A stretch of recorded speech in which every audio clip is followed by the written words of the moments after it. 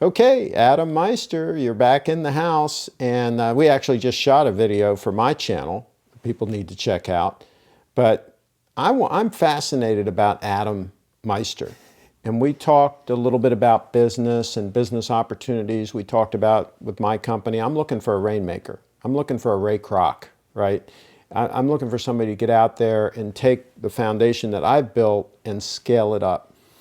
And you seem to be a dynamic person and very interested in getting out there and making things happen. What do you say? Be in motion? Be in motion, yeah. Okay.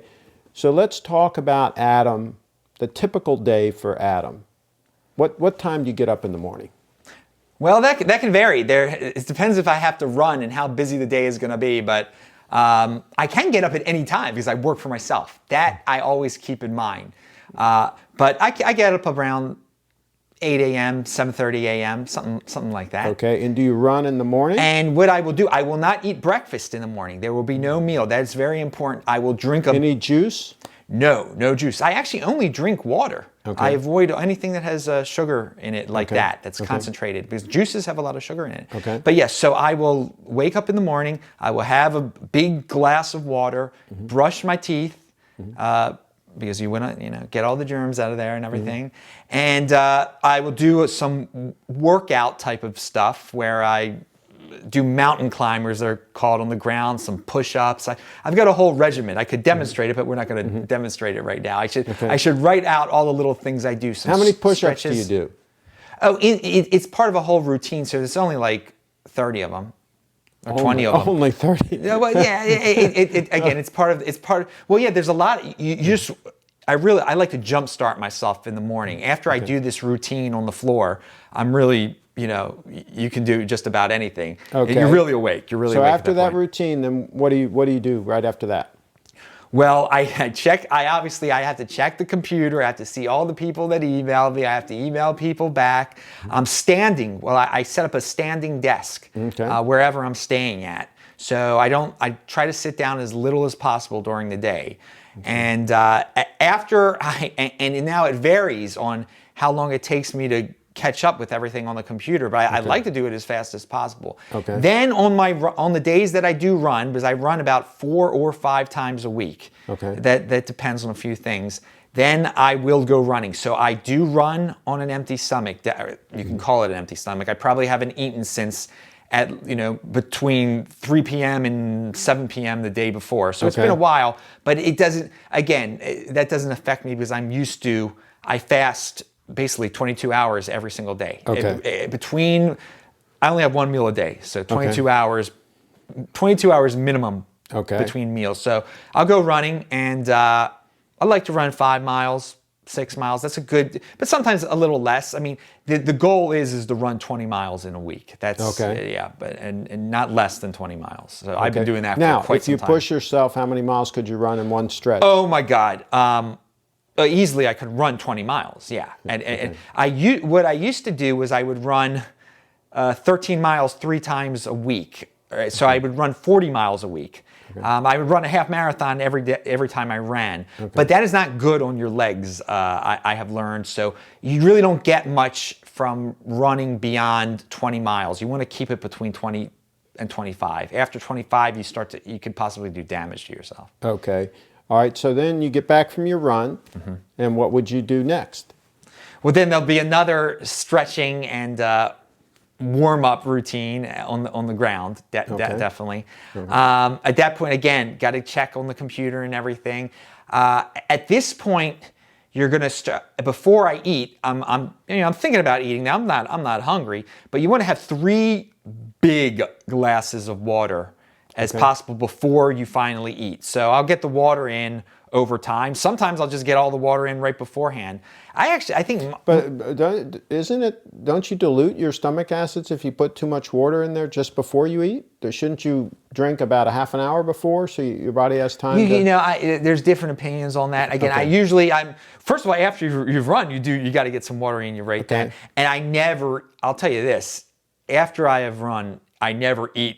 God, it takes me at least a few hours after a run. Because exercise really suppresses the appetite. A lot of people don't realize that, but it will actually make you less hungry. Oh yeah, definitely. That's all right. So true. You get back, you have some water, maybe you do some other things on the computer, whatever.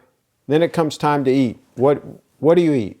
Well, first off, I will also maximize my time by I'll have something playing on YouTube that is Bitcoin related, where I'm gaining information during maybe my a video stretching. A video. Yeah, okay. You know, maybe I'll listen to Tone Bays or somebody like that, and just because you're always, when you're working out, you can pay attention and everything. So finally, when I've got my water in me, when I've stretched, when it's 22 hours since the last meal, and usually by this point it's over 22 hours. It could be 24 sometimes. What will I have to eat finally? Well, I definitely have. I'm one of those high fat, low carb people. No bread at all. That's something huge that I have to tell the audience. Just don't. I haven't had bread for years now, since 2014 or something like that. Okay. And so I will start. So and I do eat animal. There's nothing wrong with, for me, eating animal, because they do have some good fat in them. So the first thing that I'll eat won't be a vegetable. It will be something with fat on it. Maybe I'll have a hard-boiled egg. That'll be the first thing. So I try to get some fat out of the, fat and protein in there, and then I'll get into my spinach, and I will have at least one fruit a day. Some people are like really against fruits. I think that takes it to a level. What fruit would you eat? It used to be, I had a streak where I had an apple every day for like 10 years, but I ended that streak because it just became like way too habitual. It made no sense anymore. Like I was like, I have to break the streak just to break the streak. Okay. But a banana, an orange. There's certain days, the days I do my sprints, my high intensity training sprints. Those days I only have a small orange. Those are my least carb days and my most protein and fat days. So I mean, I love to have salmon. Salmon is I love now avocados. Farm raised? No, or wild? Wild. People really say that the farm raised stuff is bad. But I'm going to tell you something. A farm-raised salmon is better than drinking Coca-Cola all day. And it probably depends on the farm. I mean, some are going to be maintained better than others. Oh, yeah. But I noticed Costco, which they're pretty quality conscious, the salmon that they sell most of the time is the wild Alaskan salmon. Yeah, because people demand that now. But there are farms in New Zealand that are just as good as wild salmon. I mean, there's some that really take care of what they do, what they feed the salmon. But that's a whole, people can research themselves into that. But I know I'll have lamb occasionally. When I'm in an exotic location like Australia, I have kangaroo, or Hong Kong, I had some frog. I mean, I will try some of the local animals. I have no problem. I love duck is another thing. It's a very fatty bird, but it's good fat. Again, fat is vilified in our society, and it is natural fat is good. You don't. I got a buddy of mine that would love what you're saying about fat. Because we have debates about it. I'm actually the opposite. I eat relatively high carb, but I eat complex carbs with a lot of fiber. Yes.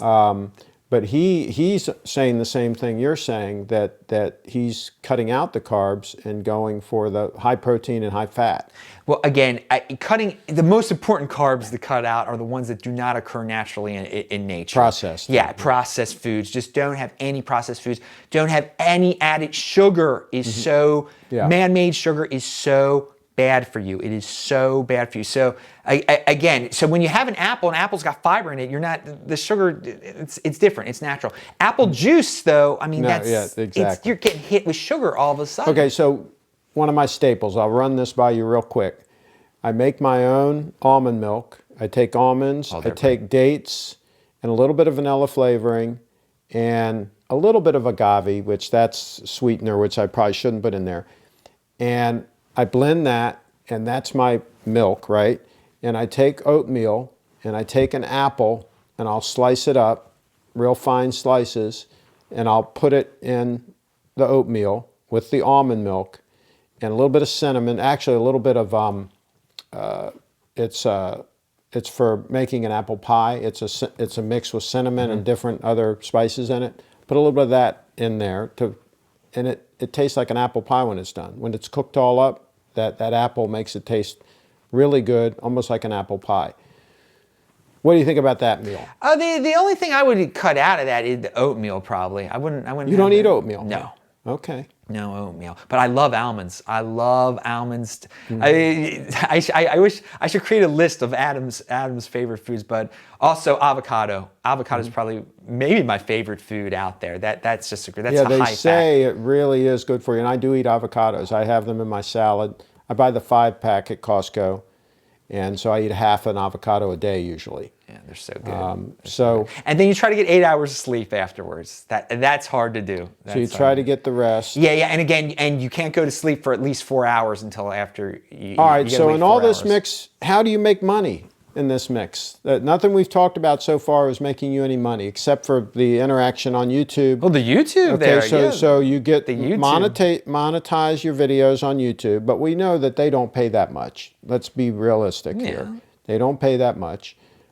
I get a check. I get money in my bank account every month from YouTube, and it's great. It's like found money to me. It's great. So you get that money, and you also charge as a consultant. Yeah, but and those usually, I mean, I just get Bitcoin, and remember, when I get paid in Bitcoin, I do It's not a hold. cash it out. I just hold. Yeah. So there's a lot of things that you know, the consulting has been great, but it's been all in Bitcoin. So Okay, so how do I have How do saved you pay a lot. for these flights? When you travel overseas, that's not cheap. I have savings, and you minimize your. I don't spend on anything else really, but my travel. My travel is my main expense. But if you don't have income coming in, But I do have income coming in. I do have from income. YouTube. Yes, from YouTube. But that's probably not enough to pay for the plane flights, is it? No, but from the savings. There's savings from, you know, I've owned real estate in the past. Okay. So, and I've sold the real estate in the past. So that is really, set up in a way without getting into too much detail. That's definitely set up in a way where. So basically, you really are betting on the future of your Bitcoin holdings, because if you're slowly but surely using your savings to travel around and to do all this, you're really a Bitcoin evangelist. Let's face it. You're very positive about Bitcoin. Oh, yeah. And so, do any people that hold large amounts of Bitcoin, do they throw you a Bitcoin here and there because of everything you're doing for the community? Well, I have to say that people have been very generous in terms of when I'm traveling around the world, they'll be like, come stay here. Come stay at my place for free. And so I'll do that. Exactly. I'll make a choice based upon... Yeah, I know you keep your expenses very low. Yes, I know you do that. that's but something huge. That man that owns that airline still wants the money to get you Yeah, there. but I get a cheap flight. I mean, I put myself through some torturous flights here and there. Well, I'll tell you, you are definitely going above and beyond, as far as I can tell, to really promote Bitcoin. And if I had a hat, I'd take my hat off to you, because, I mean, I wouldn't whittle away at my savings to do that. I wouldn't go that far. I hope enough people are giving you donations and helping you with that aspect of it, because you are helping the whole community.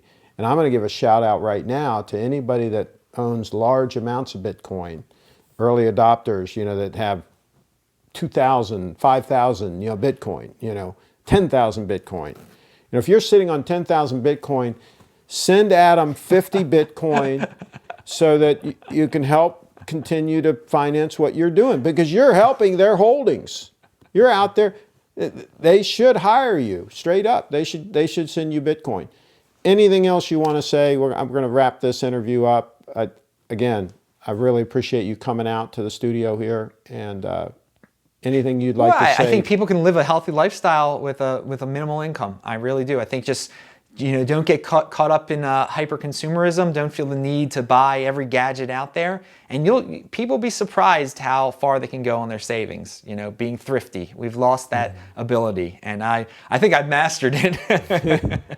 Well, nothing wrong with that. Well, again, thanks for coming out. Thank you. Thank you.